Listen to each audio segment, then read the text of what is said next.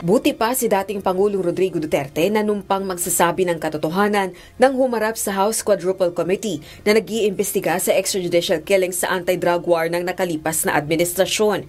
Ito ang reaksyon ni House Deputy Majority Leader Representative Paulo Ortega matapos ipahayag ni Vice President Sara Duterte na hindi ito dadalo sa nakatakdang pagdinig ng House Good Government and Public Accountability sa November 20, kaugnay ng paggastos ng confidential funds ng OVP at ng Department of Education. Ayon sa pangalawang Pangulo, magpapadala na lang siya ng liham upang ipaliwanag ang hindi pagdalo, gayon din ang isang affidavit o sinumpaang salaysay kaugnay ng issue ng confidential funds. Pero hindi ako attend na sa hearings na susunod. Kasi nandun na ako pumunta na ako tapos wala man silang ginawa sa akin, pinaupo lang nila ako doon. Pero we plan to send a letter, we plan to say why, and then I plan as well to submit an affidavit about the confidential funds. Under oath din naman yung affidavit na yan. And for all the others, we plan to tell them kung ano yung pwede nilang gawin sa akin. Subalit ayon kay Representative Ortega, ayaw pa ring sumipot ni VP Duterte sa legislative inquiry dahil ayaw nitong matanong. Bahagi umano ito ng strategy ng pangalawang Pangulo upang iwasan ang responsibilidad at accountability kaugnay ng controversial na confidential funds. Ayon kay VP Duterte, dumalo siya sa unang hearing ng House Committee on Good Government and Public Accountability pero hindi naman siya tinanong ng mga kongresista kaya umalis na lang siya nang hindi tinatapos ang pagdinig. Pero binigyang diin ni House Committee Chairperson Representative Joel Chua, walang saysay ang magiging pagtatanong ng mga mambabatas kung hindi sumumpang magsasabi ng katotohanan sa legislative inquiry ang isang resource person. So hindi ko alam kung bakit inimbitan nila ako, hindi man nila ako binigyan ng mga tanong. Hindi siya nag-vote eh. So ayun, kasi under sa rules namin, dapat lahat ng mga tatanungin ay nagtitake ng oath. So balit hindi naman siya nag-oath. So sa aming paniniwala, wala rin namang magiging saysay kung ano yung sasabihin niya kung di naman siya magtitake ng oath. Dagdag naman ng House Committee Chairperson, pag-aaralan nilang mabuti ang isusumiting sulat at affidavit ng Vice Presidente. Rosa Licoz, UNTV News and Rescue. Diyos ang aming sandigan, serbisyo publiko ang aming pinahahalagahan. Puyat nga ako ng bongga-bongga pero sabi ko nga natigil yung aming mundo dahil talagang gusto natin lahat samahan ng Pangulong Duterte, mapa-physical man, mapa-online. So, nung nagsalta si Trillanes na nagbabato ng mga kasinungalingan, well, the same story ni Trillanes, pagbabato, pag-aakaw sa pamilya ni Pangulong Duterte tungkol sa mga peking, mga dokumento na ipinakita niya na mga Word, MS Word lang yun, mga gawa-gawa lang ng mga bank accounts. At talagang, I don't know kung naramdaman mo na nandoon kayo nila Maui, naramdaman mo ba na talagang planado ang biglang paglitaw ni Asierto? Nung biglang sinabi ni Trillanes na ito may testigo ko, bit ko nasa Zoom si Asierto. Oo, talagang kitang-kita na dahil unang-una itong si Colonel Asierto o dating Colonel Asierto ay wanted. Wanted ito sa kasong importation of illegal drugs. Wanted ito dun sa kasong paglabag sa Section 4, Article 2 in relation dun sa Section 26 o conspiracy, Nag-import sila, nakipagsabwatan sila dun sa kanyang counterpart sa PIDEA, sa counterpart dun sa custom at saka dun sa mga empleyado ng customs. Nagkaroon ng pagsasabwatan. Nakita ito Nakita. Kaya doon ko naalala noong inaano natin na na maging resource person ka through Zoom doon sa Senate, yung PIDEA leaks. Pero ito ay hindi pinayagan sa hindi malamang dahilan. Pero doon ko rin nakita yung pagkakaiba ng pagkakaroon ng ng pagkakaroon ng bias sapagkat kitang-kita ko talaga bakit ito papayagan ito pinayagan at itong mga gumagawa ng batas na ito pumapayag sila na itong wanted person na ito nilalait, binabalahura yung dating Pangulo. Yung isang sitting congressman ngayon, yung sitting na senators. Si Senator Bongo, si Senator Bato de la Rosa. Basta-basta na lang nag-aakusa na hindi siya po pwedeng cross-examination. Kumbaga sa palaging atake naman, di ba? Ganun. JM, ang question nga doon na-invite ba siya ng Huwad Committee na yon? Kasi bigla na siya lumabas Naimbitahan ba siya? Napadala siya ng email? Kasi pareho tayo, napadala tayo ng email. Pero hindi natin alam kasi nga, kitang-kita namin, kita-kita ng taong bayan na talagang magkasabwat ang Huwad Committee. Ako, dito ang observation ko doon sa pinakita nila, si Trillanes at saka si Asierto. At alam ko yan, Nobyembre pa lang, last year ay inuulat ko na yan, coming from our informante. Pero yun nga ang tanong so dapat pala malaman natin kung napadala ba siya ng invitation para maging resource person. But anyway, good thing dahil napakatalino at napakagaling ng Pangulong Duterte na kinat-off niya kaagad na yung mga kongresista doon, yung mga tongresista, na teka muna, di ba? Bakit niyo papayagan yung taong yan na magsasalta-salta dyan sa Zoom na yan? Bakit hindi siya pumunta dito? Tama, di ba? Tama. At ang sabi ni Pangulo, di ba, hinahanap nila yung yung propriety o yung tinatawag na accountability, di ba? Yun yung inaano na, parang yun yung inaano nila doon kay Pangulong Duterte, yung yung command responsibility. Teka muna, sino ba itong inihaharap nyo sa publiko? I know. Diba? Yes. Oo. Kagaya niyan, kung hindi sila gumagamit ng mga convicted criminals, gumagamit sila ng wanted person. Ito yung malinaw na fugitive. Yes. Kumbaga saan talagang nagtago ito Tingnan nyo, bakit kanyo itong tao na nagtatago, na ini-implicate si Pangulong Duterte, si Senator Bongo, si Senator Bato de la Rosa, si Congressman Pulong, si Attorney Mans Carpio, doon sa isang Michael Yang. Alam nyo, after nung Quadcom hearing na napanood ako ng ilang kasamahan ko sa PIDEA, nag-reach out sila sa akin. Ang sinabi nila, Kuyang, alam mo ba istorya niyan si Colonel Asierto? Wanted yan. May kaso yan, non-bailable offense. Ito, yung tungkol dun sa magnetic lifters, kung saan niloko nila ang PIDEA, niloko rin nila ang Bureau of Customs. Ibig sabihin, mayroon silang shipment na pinapasok dito sa Pilipinas. Yung malaki, pinalusot nila, yung maliit, yun ang pinahuli nila. Yun.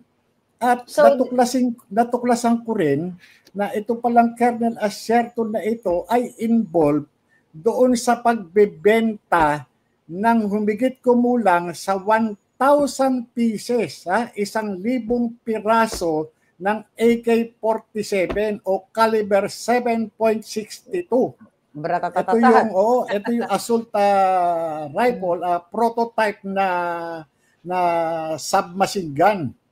Ito yung mga napunta sa kamay ng mga NPA na dineklara ng gobyerno na terorista. Yan. Kaya yan natanggal sa serbisyo, tinanggal yan ng ombudsman. Kaya nga ngayon nung sinabi ko meron ba kayong dokumento na maipapakita sa akin? Ipinadala nga sa akin itong dokumento na ito, Committee report ng Senate Blue Ribbon Committee. Yan, ito hawak na natin. Report. Yan, oo. Ayan. Actually, hindi ko pa nabasa lahat yan, JM, Pero for sure, ikaw, na-scan mo na yan. So, itong committee report na ito from the 17th Congress, okay, December 13, 2018. Okay, ang resolution directing the Senate Committee on Accountability of Public Officers and Investigations of Blue Ribbon to conduct an inquiry in aid of legislation into the 6.4 billion worth of shabu shipment from China on the possible malfeasance, misfeasance, and nonfeasance of Bureau of Customs official and employees by Senator Jay Gordon. Napanood natin, ako siya napanood ko yan pero hindi ko na matanda ng lahat. Pero diyan, sa committee na yan, sa resolution na yan, o sa hearing na yan, in aid of jutang ginitang legislation, ang dinidiin nila diyan ang Pangulong Duterte, ang pamilya ni Pangulong Duterte, tama ba? Oo, dinidiin nila ngayon dito sa Quadcom, dinidiin nila si Pangulong Duterte at mayroong tao na publicly, common knowledge na sinasabi na kaibigan o malapit sa mga Duterte. Kumbaga sa wala silang makita na Chinese para idikit kay Pangulong Duterte, idinikit nila yung pangalang Michael Yang. Ngayon, sa pag-uusap namin nung aking mga dating kasamahan sa PIDEA, ito bang Michael Yang na ito inabot ko nung panahon ko? Kuya, wala tayong Michael Yang. Nagkaroon na lang ng Michael Yang, Bongbong Marcos na. Ibig sabihin, maaring itong Michael Yang kaya nagkaroon siya ng listahan o nailagay sa listahan ng PIDEA ay dahil mayroong nagpalagay. May nagpalagay. Diyan sa resolution na yan, kasi may mga involvement, mayroon din silang in-involved kay Michael Yang, even panahon ni Pangulong Duterte. Mayroon din mga sikilasangkutan. But anyway, dito sa dokumento na ito, na ipinarward sa iyo at na-forward mo din sa akin, dito sa binabato ni Asierto, at literal yan, syempre, ini-echo niya yung mga kasinungalingan ni Asierto. Wala naman nakalagay dito, di ba, na Michael Yang? Wala. Tama. Sapagkat, kung susundin natin, kasi tayo pagka nag-ooperate tayo, usually, kayo sa PIDEA, paano ba yan? Pagka nag-ooperate, makikita mo yung mga pangalan. Bakit? Magre-reflect yan Unang-una doon sa authority to operate, doon sa pre-ops. Ngayon, pagka nagsagawa kayo ng casing and surveillance o ng mga surveillance, magre-reflect yan doon sa after surveillance report, after operation report. Magre-reflect yan, yung mga pangalan na natatalisod. Kung ano yung nakita mo doon sa area, footages man, litrato man, o plaka, halimbawa, kung meron kang makitang plaka, i-verify mo yun, makikita mo pangalan din doon sa report. Pangalan. Oo, makikita mo, magre-reflect yan. Hindi po pwedeng, katulad nito. Anong page siya? July 13, halimbawa, July 13, yan? may nakita ang mga operatiba. 2 cars were seen entering the warehouse in GMA Cavite as seen on CCTV. Ford Expedition plate number XNX 588. Nung i-verify ang owner, Rogelio Valiente. Ngayon, yung Toyota RAV4 plate number ABF 7229. Nung i-verify ang may-ari, John Trapse. Ibig sabihin, sa lahat, nagkakaroon ng mga development report, day-to-day basis ang reporting ng after surveillance report, nagkakaroon yan ng nagkakaroon ng progression yung activity ng mga ahente doon sa ground. Kaya kahit paano kung tignan itong committee report na ito, wala akong nakitang pangalan na Duterte ang apelyido, na Go ang apelyido, na De La Rosa ang apelyido, na Pulong Duterte, na Manscarpio, lalo na yung Michael Yang. Kaya itong Michael Yang na ito, yung Duterte na protector na sinasabi, yung kung sino-sino pa, afterthought na lang ito. Dahil nga, nabuking sila at ginagamit sila ng mga politikong kurap, ayun, ipinadagdag na lang doon sa narrative nitong si Asierto. Kasi para nabanggit, magkaroon ng magkaroon ng mabuo yung kwento. Yes. Mabuo kasi yung based sa nakuha nating report from PIDEA Friends, yung kinakwento sa iyo na ito nga si Asierto ay talagang nagta-transport ng ipinagbabawal na, alam mo na, papasok sa Pilipinas. Tapos, yun nga, during that time, yung mga malaking shipment nakakalusot, yung maliit, dinideclare na kunyari na intercept nila, nahuli nila para magkaroon ng accomplishment, right? Tama. So, pero sa tingin mo, bakit itong si Asierto during the time, hanggang ngayon, pilit na dinadamay ang pangalan ng mga Duterte at mga pamilya nila, in-law and everything. So, well, ako alam ko na ang nangyayari ngayon talaga, ang utak nito is si Bangag Jr. dahil nakikipagsabuatan na kasi Trillanes dyan. Pero before 2018, panahon pa ni Pangulong Duterte, so sa tingin mo ba, kaya bigla na lang nag-name drop itong si Asierto na binabaliktad niya ng Pangulong Duterte ang Lord or sangkot dito, sila Pulong, at iba pang mga kapatid niya, kamag-anak niya. Dahil gusto niyang pagtakpan yung ginagawa nila. Tama. Kasi kung saan bansa na yun, ang isa doon sa mga pangunahing elemento para siya ay ma-admit sa refugee status, kinakailangan meron kang persecution doon sa iyong home country. At ito yung nakikita niya na yung current administration nun, which is the Duterte administration, yung sinasabi niya, gugurgurin siya. Kinakailangan kasi mai-present niya, maipakita niya maidokumento na may persecution. Hinahanap pa siya, ano ang katunay na hinahanap siya ng gobyerno o yung warrant of arrest niya. Yung inilink niya yung pero kung titingnan mo, kung uugatin mo, itong report na ito ng committee report ng Senate Blue Ribbon Committee na pinangungunahan ni dating senador Chairman Richard Gordon ito ay lumabas at resulta ng mga declaration ng mga witnesses, ganun din ng mga dokumento. Sapagkat dito pa lang makikita nyo sa dokumento, may timeline ito May timeline kung paano nila niloko ang gobyerno.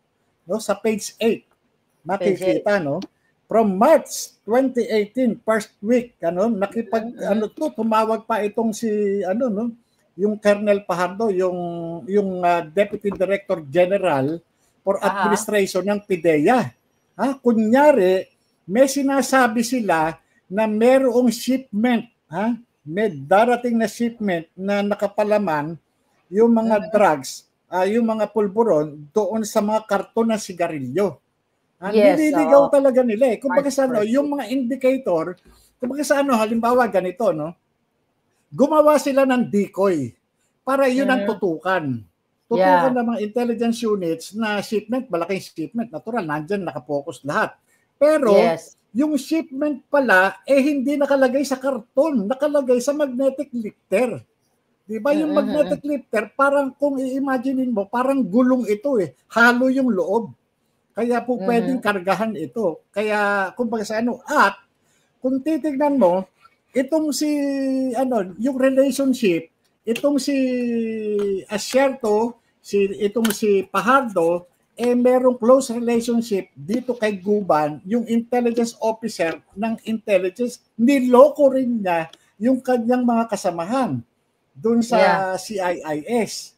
Di ba? Niloko nila sapagkat itong si lumalabas, itong si Guban, ni Asierto at kaklase nitong Deputy Director General for Administration ng PIDEA na si Ismael Fajardo, na sumakabilang buhay na sa pagtatago. Kaklase sa criminology. Kaklase yan. Kaya sinasabi lang nila counterpart, pero bata nila itong si Guban. Nagsasabi pa sila na confidential informant, pero sila rin pala. Kung sa nakikipag-meeting pa sila kay Archie Grande, nakikipag-meeting pa sila dito kay Director Pedroso, pero yung pala, chinuchubibo lang pala sila. Sinasabi may parating, yung pala nakarating na. Nakarating na at nabuksan na. At nakita rin ng PIDEA, ng mga investigators, nakita nila na yung itong si Asierto, alam na alam niya kung ano yung kahinaan ng magnetic lifter, kung saan po pwedeng buksan para hindi masayang nga naman sa pagbukas, para hindi tumapon yung mga, alam na alam niya. Pulburon. Oo. Kumbaga sa ano, alam na alam niya yung structure o yung mismong nung magnetic lifter, yun yung pati doon sa pagpapalit nila. Ito yung yung shipment na ito nakalagay dito sa record na pinahanap itong si Jimmy Guban, nakalagay dito, pinahanap si Jimmy Guban ng dami consignee. Ibig sabihin, natatandaan ko nung mayroon akong inimbestigahan na customs collector, natuklasan ko na yung mga company dyan, yung mga empleyado, meron silang mga tinatayong kumpanya.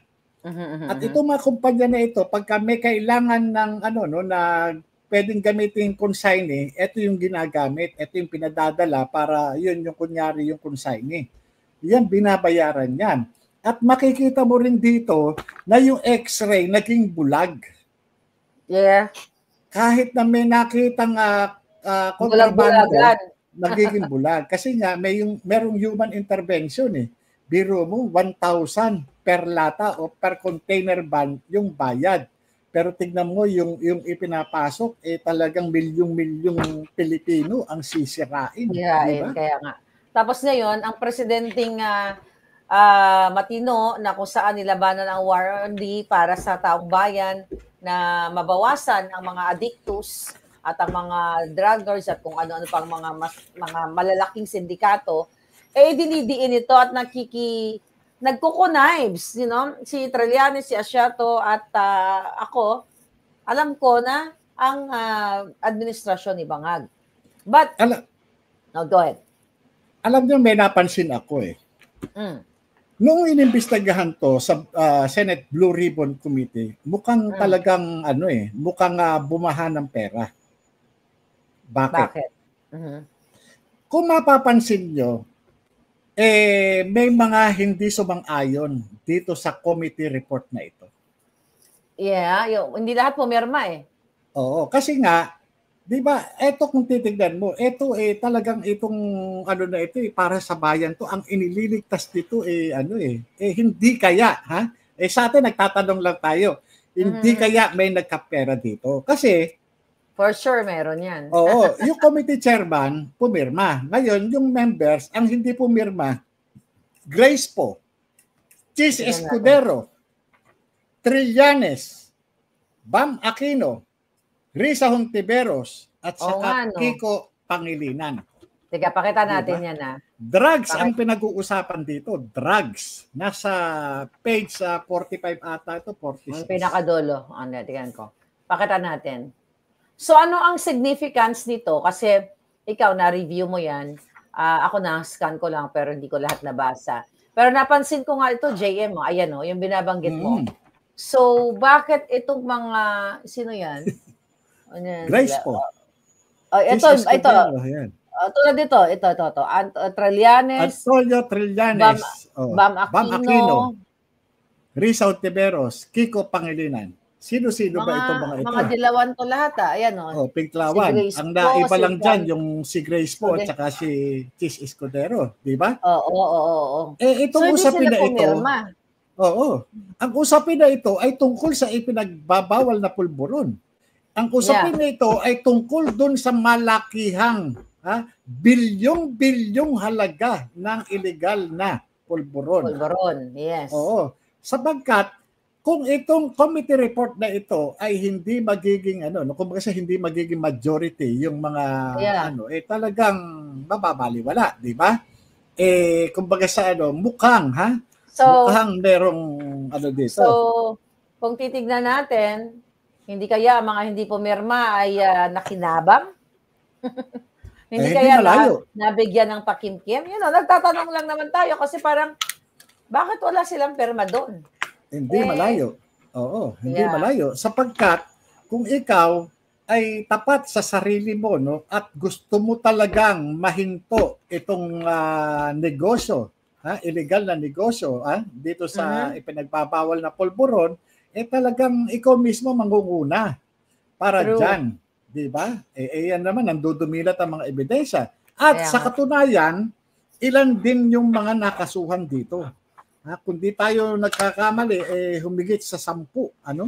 Humigit sa 10 ang nakasuhan for violation ng Section 4 at in relation to Section 26 ng Article 2. Ito yung importation at saka yung conspiracy. Bukod pa rin sa mga kagaya yan, kay Eduardo Asierto, ang kaso niya Article 2 Section 4 RA 9165, may kaso rin siyang violation ng Section 3 ng Anti-Graft and Corrupt Practices Act. Article 210 ng Revised Penal Code, yung direct bribery.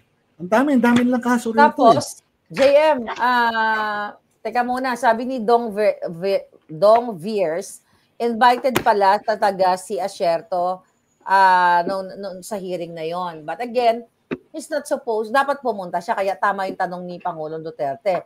Pero nung tinanong siya ni Pangulong Duterte, bakit kinall out ni Pangulong Duterte ang mga huwad o mga tuwad committee persons na bakit pinapayagan nila o papayagan nila si Asierto na magsalita.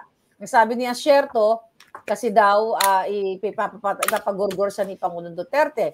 So actually they failed. Itong mga gunggong dito sa Kongreso na nakita mo doon, nung nandoon ka, talagang kino-cover up nila. Hindi totoo na kaya wala si Asierto physically sa Pilipinas dahil hinahanting siya ni Pangulong Duterte. Ang katotohanan, nagtatago siya kasi may mga kaso siya. Opo, totoo yun. Yeah. Ito yung sasabihing pagugurgur siya ni Pangulong Duterte. Kaya nga sabi nga ni Pangulong Duterte, bakit buhay pa siya? Bakit si Trillanes buhay pa? Ito na lang, classic example na lang, kung talagang si Pangulong Duterte talagang pagugurgur yung mga naninira sa kanya, di ba? Dapat unang-una si Sally Trillanes sana matagal nang namayapa yan. Di ba? Bakit buhay? Inuud na yung gago niya. Dapat wala na yan. Kumbaga saan, kalansay na dapat yan Pero, bakit buhay? Ibig sabihin, yung sinasabi nito si Asierto, mukhang lang ito, mukhang epekto lang nung kanyang imagination, ng kanyang wild imagination. Kasi madali namang sabihin na eto ganito eto ganito, involved si ganito. Pero wala puro ganyan lang siya. Bakit? Go ahead. Panahon nila ngayon. Panahon nila. Kung meron siyang ebidensya, bakit hindi i-file ni General Lasso? Diba? True. Bakit hindi i-file ni Judge Santiago ng NBI? Di ba? Bakit hindi i-file ni Marbil? Yung kaso na hawak nilang ebidensya, bakit di nila i-file? Bakit sa Huwad Committee sila nagbidabidahan? Kung matibay yung kanilang may mga ebidensya sila, di ba? Bakit sa Huwad Committee? And tama ka dun Tama ka na ba kung totoo yung pinipicture nila kay Pangulong Duterte na berdugo, manggugurgor, at kung totoo yung mga kalokohan ni Pangulong Duterte na naghahagi siya ng mga tao sa helicopter, di ba? Dapat isa na si Trillanes ngayon ang lumulutang-lutang, di ba? Or buto na siya ngayon, or wala na siya. So, tama, good point yon JM, na kung totoo yung binabato nila kay Pangulong Duterte sa pamilyang Duterte, matagal na silang abo. Tama. Diba? Oo. Kaya nga, kumbaga sa eto, noong panahon nung kay Pangulong Duterte, sana pinatunayan nila na di ba? Pero wala Wala silang napatunayan. Kahit ngayon, 2 taon na silang nakaupo. Nakipagsabwatan na sila dito sa Bangag Administration. Pero hanggang ngayon, wala pa rin silang nabubuo. Samantala ako, halimbawa, kagaya niya may report sa akin, investigador ako, duty investigator ako, nakakapag-file kagad ako ng kaso, nakakapag-inquest kagad ako kinabukasan, based dun sa mga hawak kong mga ebidensya o mga dokumento. Madali lang naman Madali lang naman bumuo ng kaso kapag lalo na kung ikaw ay may mga ebidensya. Ang Kompleto tagal ang na nilang ebidensya. sinisiraan si Pangulong Duterte, matagal na nilang sinisiraan itong si ano no, yung mga anak, pero hanggang Yeah. ngayon wala pa. 'Di ba? Kaya nga Yeah. ako sa akin ano, yung usap-usapan namin, kaya nga tanong ko sa mga kasamahan ko dati, ito bang involvement nitong si Michael Yang dito sa sinasabing Shabu ano sa Pampanga? Ano ang ano yun? Nako, kuya, no comment. Pagka ganun ang sagot ng kapwa mo operatiba, ibig sabihin, gawa-gawa lang yan. Kapag yan na ikukwento, detalyado, ibig sabihin talagang tinrabaho ng maayos yan. Kumbaga sa ano, totoo. Kasi talagang, alam naman natin, mga kababayan, alam naman natin na itong gobyerno ni Bangag Jr. ngayon, talagang pinagsama-sama niya na lahat ng mga sindikato, lahat ng mga magaling gumawa ng pera sa ngalan ng pulburon. Kasi nga, tama ka eh, kung merong matibay na mga ebidensya, you bilang dating police, dating PIDEA agent, alam mo kung anong matibay na ebidensya, kung magsastand sa korte, itong mga ebidensya na ito, kung ano yung hindi. So itong mga to, sila Marbil, lahat sila, di ba? Marbil, PIDEA, DOJ, lahat sila. Pwede na lang kasuhan si Pangulong Duterte. Yun nga sabi ni Pangulong Duterte, mag-file kayo ng case, ganito, ganyan. Pero we all know what's the purpose of this Bangag administration. Para i-cover up yung mga pinasabog natin na pulboronic or mga video, ikaw, yung pre-op, yung nag-testify ka sa Senate. So alam natin yan, pagtakpan, yung mga flood control na nilamo nilang lahat. You know, so malinaw naman yan sa sikat ng araw, JM. So, yeah. Kung may idadagdag ka pa kaya, share to? Oo. At eto, no, ako'y nananawagan din kay General Marbil. Lalo na doon sa sinasabi niya na okay lang, kumbaga saan nakakatulong, kumbaga saan hindi masama yung paggamit ng illegal na droga din, di ba? Hindi daw hindi raw addictus yung mga gumagamit. Kailangan na daw ng extra hours. Yeah. Alam mo, eto, no, ang tingin ko lang dyan hindi kaya, ito yung naka-experience, Ito sa atin, ano lang naman natin, hindi kaya ito naka-experience, siya 4-star general, naka-uniforme. Ngayon, harap-harapan, nakakakita siya ng mga sumisinghot. Diba? Hindi kaya ito naka-experience, makakita na para bang sampal sa kanya Tapos nasabi na lang niya sa sarili niya, hindi naman pala masama. Bakit sila maya? Diba? Parang gano'n Ako sa tingin ko dyan, Marbil, sa tingin ko tuwing iniimbitahan ka ni Bangag Jr., nakikita mong gumaganon si tawag dito, si Bangag Jr. Kaya nga di ba? Kaya nga Kaya nga, eto, no? JM, gumaganon, no? Oh my God! Ayos yan, di ba? Ganyan yung sa yung sa araw na kagitigan. Pero tingnan mo, no? Kahit ano pa yung ginagawa nila, nagre-reflect naman bumabalik pa rin sa kanila bumabalik pa rin dahil bakit kamo tignan mo naman itong mga nag-aakusa na ito, simple lang talaga sabi nga ni Pangulong Duterte, no, kung meron kayong ebidensya, i-file ninyo, di ba? Wala na yung maraming tsetsabureche, wala na masyado i-file nyo. Sa totoo lang kami nga yung mga nahuhuli nga namin, kahit di ka kumibo dyan, may nakuha na ako ebidensya sa iyo, ipapailan na lang kita ng kaso, di ba? O, di ba? Sa korte ka na magpaliwanag. Pero you want? Lisa? Teka lang, baka ma-report tayo, Baking soda po ito. Baking soda. Ang galing dyan. Alam mo, ganyan yung kinukwento ni Kati Pinag, di ba? Oo, kaya nga lagi na ako may baking soda na katabi. Pero gusto ko muna, no?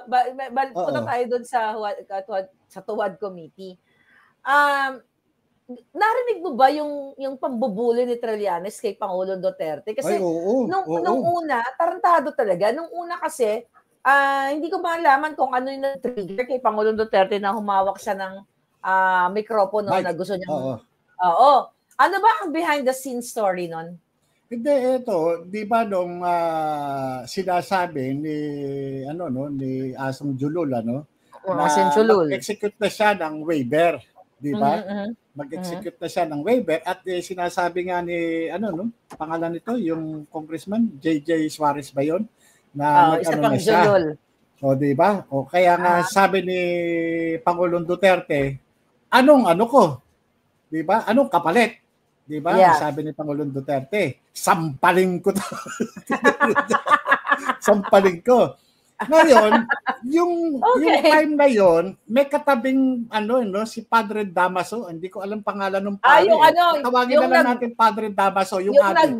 Yung nag-witness 15 years na naging Judictus yung Benedictus. sinasabi naging addict daw, naging addict. Yun doon yung nag-testify din sa Senate. Magtataka ka muna, putulin muna kita. Magtataka ka, eto mga witness nila, mga addictus.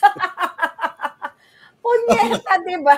Ang mga witness na binibit-bit nila, talagang hindi aminado naman sila eh. So anyway, yun nga, tuloy mo yung na-witness mo doon. Tapos, inaawat-awat pa niya si Trillanes. Inaawat-awat pa niya magkatabi sila eh.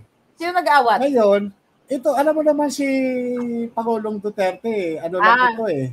Di ba? Kumbaga sa parang ambang lang naman nito eh, na parang gumano siya una. Tapos sabi nito si Trillanes, talagang pinoprovoke na siya nitong si Trillanes. Pinoprovoke niya na si Pangulong Duterte. Ginaganon niya si Pangulong Duterte. Kaya to si Pangulong Duterte, hinawakan yung mic, talagang gaganon. Oo. Tapos, ang classic dito, yung Padre Damaso, nag-iinarte. Anong arte niya? Nag-iinarte na inaano pa si kumbaga sa hindi, awatin niyo yan. Masyadong yan eh. Kumbaga sa inaano niya na itong si PRRD pa ngayon. Duterte, allegedly, asal demonyo daw. Ganon yung Actually, yan po, mga kababayan, ay gawain talaga ng tunay na demonyo, mga dilawan. Pa-victim sila. Kaya nga, totoo yun. Pa-victim sila. Bakit? Yun na nga kaya galit na galit ako nung nakita ko yung buong video. At 79 years old, si Pangulong Duterte magpo-provoke.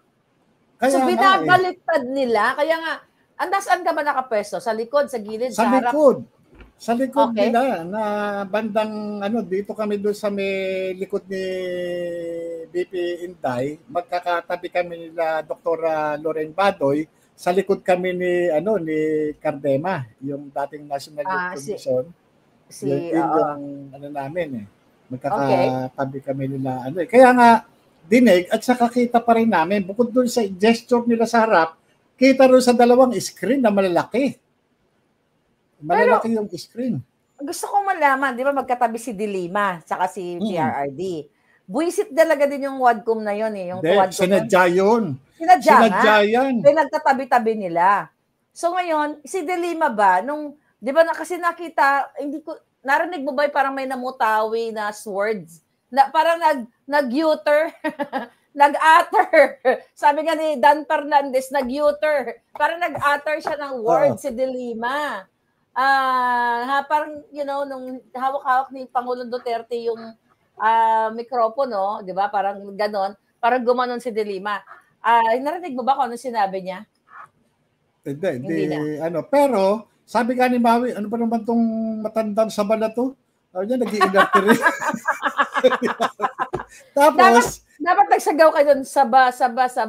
Hindi, nagagalit kasi. Ang ingay kasi namin nila, ni Maui, nila Dr. Badoy, ang ingay namin. Teka muna. Okay. Nagagalit bago ko makalimutan. Nung pumalakpak kayo ba yon? Yung sinabi ni Barbers na nambabastos kayo? Ulol din talaga yun eh. Hindi kasi ito, expression lang Freedom mo yun eh. Kailayaan mo ang pumalakpak. Freedom of your... In response lang dun sa pagconforme mo, dun sa issue, dun sa, dun sa pag-justify ni, ni Representative Cardema, right? Oo. Yung kay, kay Cardema. Diba, ito yung natural, reaction eh. Natural response. Nung talagang, biro mo, nagagalit sila, diba? At saka makikita mo, yung pagiging bias, sa oras na lang eh. Pagka sila, unlimited yung time. Pero pagka dito sa kampo ni PRRD. ni PRRD, kagaya yan si Maldaldea. Executive Secretary Maldaldea, binigyan lang ng 5 Yeah. minutes, di ba? Yun yung kumbaga Hindi. sa Hindi, tsaka napapansin namin na habang kami nasa online, na pag nagsasalta ang Pangulong Duterte, talagang pag hindi nila gusto or si Pangulong Duterte, talagang tumitira, pinapatayan ng mic. pinapatayan nila ng mic. Tama, Napakawalang oo. hiya. Napakawalang nga talaga. Pinapatayan nila ng mic o kaya nagpo-point of order sila. Point of order sila. O Oo. nagsususpend sila. Oo. Ganun ang ginagawa nila. Kasi nga, ayaw nila na, ayaw nila na maano yung Kasi pagka nga narinig yun ng public, nasa isip kagad nila, ma-exploit ng, ng taong bayan, yung, yung sustansya nung sinasabi ni PRRD. Kaya ganun yung ginagawa nila eh. Mga bitter kasi talaga, mga ulupong. Masyado silang nasasaktan sa salitang gago, ganyan-ganyan. Talaga namang mga gago sila. And,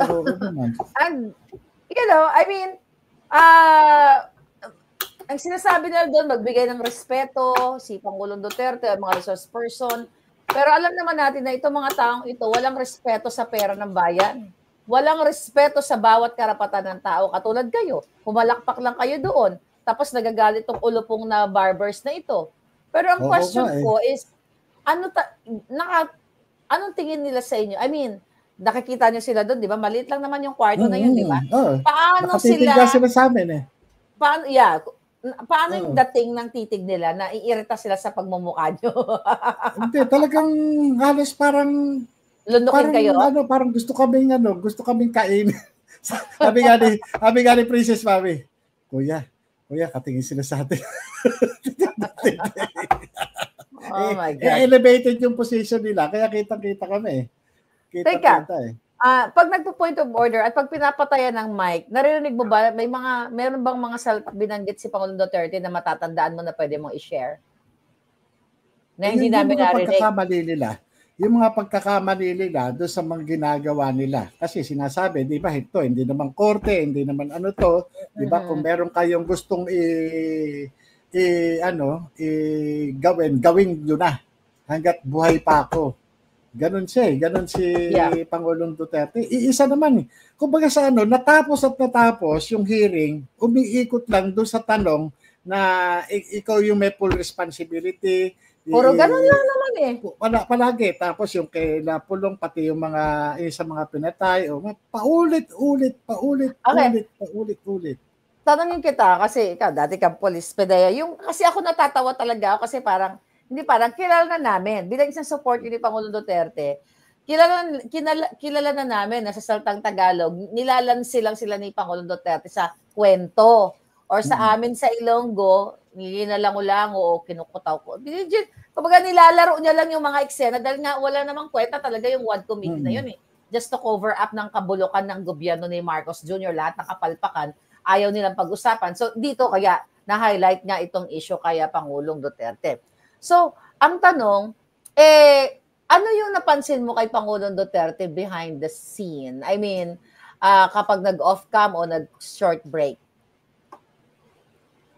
Ito yung nung umihi siya, Okay. Nung umihi siya, lumabas. Tapos, pagbalik niya, nadaanan niya yung pwesto namin. Mauuna yung likod ni Congressman na Cardema, tapat namin Lamawi. Tapos kay BP Inday bago doon sa upuan niya, bigla siyang humarap kay BP Inday. Manood ka. Sabi niya? Manood ka. Parang siya, tignan mo. True enough, kasi may napanood akong video right after. Tinanong niya si Inday, kumusta ba yung performance ko? Sabi niya, napanood mo ba yung short video na yon? Ang tinatanong ni Pangulong Duterte si Inday, kumusta yung performance ko? Tapos sabi ni Inday, best actor. Best actor. Tanong ni Pangulong Duterte, from 1 to 10, i-rate na siya ng 1 to 10. Sabi ni Inday, 12. Pero galing ang galing ni Pangulong Duterte kasi nga doon pa lang kitang-kita no kung paano Very niya paglaruan lahat. Lahat ng mga bobo, nilamon niya kahit talaga. na no balasubas yung tanong, talagang alam niya kaagad yung sinosoplak talaga niya, naboljak niya. Technically, lahat sila naboljak. Ha? Pagka alam niya na kaya sinusubibo niya rin. Yeah, si Abante. Si Abante, sinusubibo niya rin. Sinubibo niya. At saka yung mga sinasabi ni Pangulong Duterte na, ay, takot man ako. Para may mga statement, takot man ako sa iyo, sir. Alam mo yon, alam natin yun, nalaro lang yun. Game yun. Kaya nga diba? Akala naman nila siguro natatakot si PRRD sa kanila. Tapos tinitwist naman ng media. But si Inday, nakita ko humahagikik ng tawa si Inday. May nag-send sa akin doon, isa sa inyo Humahagikik, kaya pinost ko. Tawa ng tawa doon sa mga pag-deliver ng palta ng tatay niya. Ano napansin mo kay Inday? Napakaganda. Yun lang, simple lang siya. Pero kumbaga sa talagang inaano niya yung tatay niya talaga. Inaalalayan niya. Pero malaki talaga yung tiwala niya sa tatay niya. Talagang, nung tumapat pa nga sa kanya na sinabi nga sa kanya, manood siya Manood ka. Panoorin mo parang gano'n. Panoorin mo ang show ko. Kaya nga sabi ko na gano'n, talagang na-outcast niya lahat yung mga tao doon. Talagang wala. Kumbaga sa yung nakita talaga ni Pangulong Duterte na wala pa, kakain pa ng kaban-kabang bigas. Baka niladang bigas pa kakainin itong mga ito. Wala talaga. Hindi Kasi unang-una, hindi siya mapilit Hindi siya at alam niya kung ano yung gagawin sa kanya At alam niya kung ano yung proseso, ang pagkakaiba ng inquiry doon sa court proceedings, yung pagkakaiba ng inquiry doon sa mga preliminary investigation na ginagawa doon sa prosecutor's office, alam niya Diba? Alam niya kaya hindi makalusot-lusot Kaya nga nung sinasabi na yung tungkol sa ICC, sige, bigyan ako ng pamasahe, pupunta ako. At saka yung dun sa waiver, sige, pipirma ako ng waiver. Di ba? Pipirma ako ng waiver. Nung sinabi sa kanya, halimbawa, yung kung ito po, magpiprepare na po kami ng waiver, ganito, ano magiging kapalit? At saka sinabi niya, seryoso. Dun sa bank account, dalawa sila, joint account. Hindi po pwede. Pumayag man siya, yung kanyang ka-joint, hindi pumapayag, wala rin. Kasi hindi naman niya soul, kung hindi naman niya soul account yun, diba? Tama yun. Kaya nga, talagang kaya silang paglaruan ni Pangulong Duterte. Pinaglaruan talaga sila. Ang comment nga ng taong bayan dyan, kung gusto nilang ipabuksan, ipa-waive ang bank secrecy ni Pangulong Duterte, nabanggit din niya ni Pangulong Duterte after sa interview niya, after that hearing, nabuksan na natin lahat. Diba? Buksan nyo na lahat yung bangko para magkaalaman ako sinong kawatan dito. Kaya biruin mo, ang tagal-tagal ng hawak nitong si Trillanes, yung sinasabi niyang bank account. I know. Doon sa AMLAC, kinakailangan lang predicate crime. Marami silang ibinibintang dito sa mag-anak na Duterte, pero kahit jaywalking, wala silang mapatunayan. Diba? Kahit pagtatapon ng basura, wala silang mapatunayan. Diba? Wala silang mailabas na predicate crime para pumasok ang AMLAC dito sa mga account na ito. At yung ginagawa ni Trillanes, dapat nga dyan i-demanda. Dapat i-demanda yan kasi ni Pangulong Duterte. Kaya nga. Nabanggit nga ni Pangulong Duterte sa interview, sa usapan nila ni Panelo, ni Sal Panelo, na si Trillanes, which nabanggit ko na rin, ay nagtatrabaho sa Bangag Administration. I mean, kasabwat talaga. Yun ang nabanggit ni Pangulong Duterte So, syempre, naniniwala naman tayo doon. Pero you as dating police at agent, pag binabanggit ba ni Pangulong Duterte na, may mga nilalaglag ako sa helicopter, tapos meron akong tinapon sa dagat. Ano yung pag-assess mo sa ganong pananalita? Kwentong hapon. Correct. Alam nyo, Okay. Doon pa lang yung mga ni Kwentong hapon talaga, no? Oo, ginaganon sila ni Pangulong Duterte. Pinasasakay sila sa balat ng mani. Doon pa lang nakikita na kagad bilang Yeah. investigador sila. 'Di ba? Sabi nila mga investigador sila. Pinasasakay na kagad sila. 'Di ba? Parang ganoon no. Naniniwala naman agad sila. 'Di ba? Naniniwala agad sila. Kaya doon nakita ni Pangulong Duterte kung ano sila, kung gaano yung takbo ng pag-iisip nila, kung gaano kalalim silang mag-isip. Doon pa lang sumasakay na sila eh. Okay. Since nandoon ka, nakita mo sila lahat ng mga nagtanong, ng mga huwad na representative ng bayan, lahat sila may script.